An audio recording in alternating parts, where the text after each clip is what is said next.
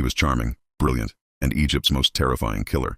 In the 1920s, a young, ambitious man named Amin Suleiman left his hometown in Upper Egypt and moved to Lebanon. There, he founded a small shipping company in Tripoli and started a family, 5 daughters and 3 sons. One of those sons was Mahmoud Amin Suleiman, our main character. Even at the age of 7, Mahmoud showed signs of a criminal mind. He began by stealing trivial things, like cucumbers. But soon after, he escalated, stealing 4 pistols from a British Army weapons cache. At just 9 years old, he was arrested for the first time. He joined a gang that specialized in robbing wealthy homes. His role? Agile and light, he'd scale walls and open doors for the others. After robbing the home of Lebanon's former president, his gang killed a guard, and Mahmoud was finally caught. His father, devastated by his son's path, moved the family back to Egypt.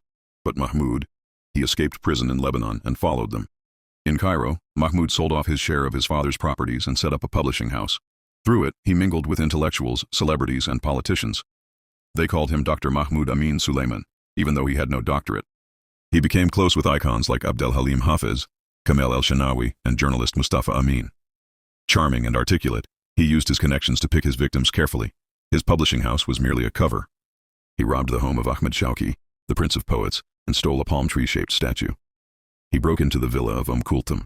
He scammed millionaires, extorted celebrities, and stole with precision. Despite his criminal success, Mahmoud longed for a partner. His first marriage failed when he discovered the bride was not a virgin. He divorced her on the wedding night. He then seduced a poor young woman named Nawal Abdel Raouf, who was already engaged to a wealthy man. Mahmoud outbid the fiancée, bribing her family. On the eve of their wedding, the police came to arrest him. He escaped, again. He returned with more money and gifts and convinced Nawal's family to go through with the wedding. But Mahmoud wasn't done. He fell for a third woman, Bella, a foreigner he thought was rich. They married, only for him to find out she was as broke as he was. Then came the ultimate betrayal.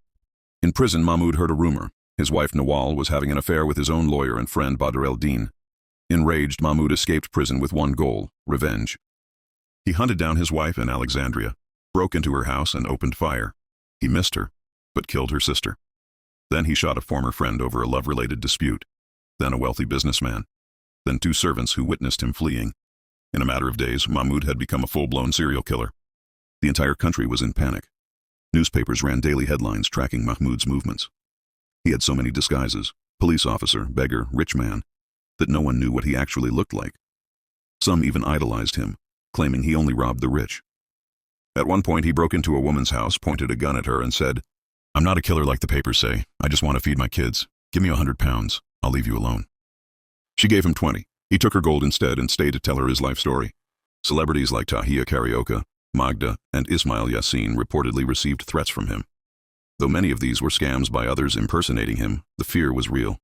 In April 1960, Egypt's police placed a £1,000 bounty on Mahmoud's head. One day, he hitched a ride with a truck driver who noticed a hidden gun in his coat. Suspecting he was the infamous killer, the driver pretended to stop at a checkpoint and ran to report him. Mahmoud escaped again, but not before firing at the officers. He fled into the countryside, swapped clothes with a farmer, and kept running. But after 19 hours, police surrounded him in a mountain near Helwan. Over 10,000 people gathered. Half were police. Half were just curious civilians hoping to catch a glimpse of the monster. Police tried to negotiate. Mahmoud refused. "I'll surrender only if you let me kill Nawal first." They refused. A shootout erupted. Mahmoud was hit 17 times. He died at the scene. His story didn't end there. Police took a cast of his head and placed it in the Egyptian Criminal Museum, the first time this had ever been done. The next day, newspapers ran a headline: "The killer Abdel Nasser dies in Pakistan." They had forgotten to add punctuation. It should have read, "The killer dies. President Abdel Nasser visits Pakistan."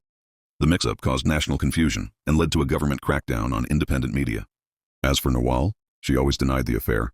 She said there were tensions between Mahmoud and the lawyer, but no betrayal. Maybe she was telling the truth, maybe not. But one thing is certain: revenge consumed him, and in trying to destroy others, he destroyed himself.